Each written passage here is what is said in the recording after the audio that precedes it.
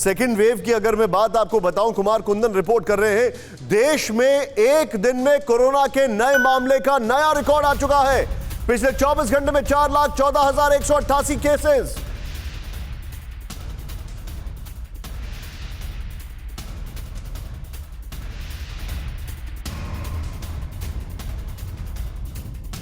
यह हैरान करने वाली खबर, भारत में लगातार दूसरे दिन 4,10,000 से ऊपर केसेस हैं।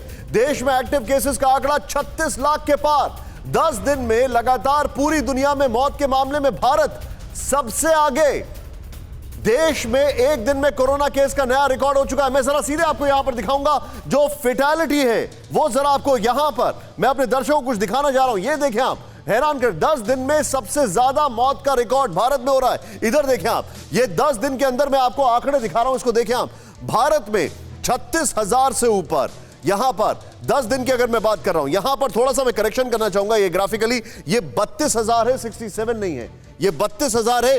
34,000 अमेरिका है, मेक्सिको 13,000 है, ब्रिटेन 13,000 है। खैर बहरहाल 32,000 जो है वो ब्राजील है। मैं चाहूंगा सिर्फ ब्रेकिंग के साथ सीधे कुमार कुंदन के पास। कुमार कुंदन, क्या मामला है, ये क्या हो क्या रहा है? एकाएक चीजें बाहर निकल रही हैं, क्या इसकी वजह यह है कि अब टेस्टिंग ज्यादा हो रही है इसलिए दिखाई दे रहा है? और टेस्टिंग अभी ओवरऑल जो टेस्टिंग परसेंटेज है, if I am not wrong, वो अभी 50 या 60% ओवरऑल टेस्टिंग भी नहीं है।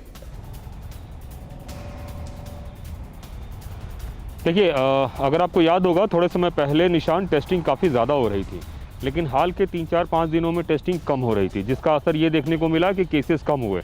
लेकिन जैसे ही टेस्टिंग को बढ़ाया गया तो केसेस भी बढ़ गए। लेकिन इन सब के बीच एक चीज़ जो कॉन्स्टेंटली बढ़ता रहा वो था मौतों का आंकड़ा। तो ये समझना बहुत ज़रूरी होगा कि आप टेस्टिंग बेहद ही बेशक कम कर लें।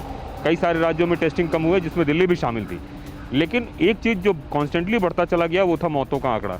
तो ये बताने के लिए काफ़ी है कि आप टेस्टिंग को कम करके मौतों के आंकड़े को नहीं रोक सकते हैं।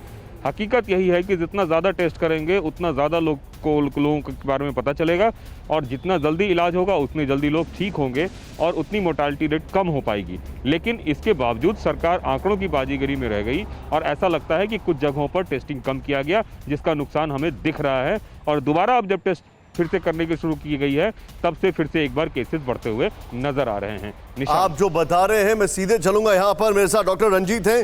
सर, आप इसको कैसे एनालाइज कर रहे हैं? ये जो एक हमारे सामने चीजें आ रही हैं, जो भारत में एक ऐसा कर्व है जो एक अपस्केल पर जा रहा है, असेंडिंग ऑर्डर में जा रहा है, ये नीचे हो ही नहीं रहा है। इसके पीछे की मुख्यतः वजह क्या है? आप क्या देख रहे हैं, कहां जाके रुकेगा?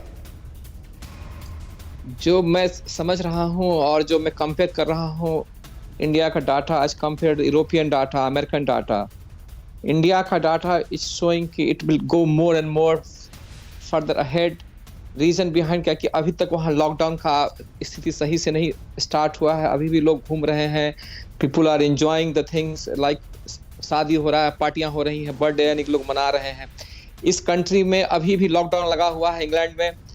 और जो इंडिया को इस बात को समझना पड़ेगा कि lockdown and vaccination only is the answer. यही दो आंसर है लोगों के लिए। अगर अपने को बचाना है, कंट्री को बचाना है, तो लॉकडाउन इज मोस्ट इम्पॉर्टेंट।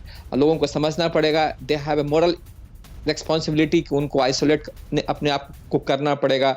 जिस आदमी को भी सिम्टम्स है उसको आइसोलेट करना पड़ेगा। अगर अपने को आइसोलेट नहीं करते हैं और लॉकडाउन नहीं करते हैं तो इसकी स्थिति बहुत भयावह होगी, क्योंकि हमारे पास ना ऑक्सीजन है, ना हमारे पास कोई गाइडलाइंस है, ना हमारे पास कोई इंफ्रास्ट्रक्चर है। तो हमारे यहाँ मोर्टालिटी रेट बहुत ज्यादा हाई होगी। अड़ी सोमवार से शुक्रवार शाम 6 बजे सिर्फ TV9 भारतवर्ष पर।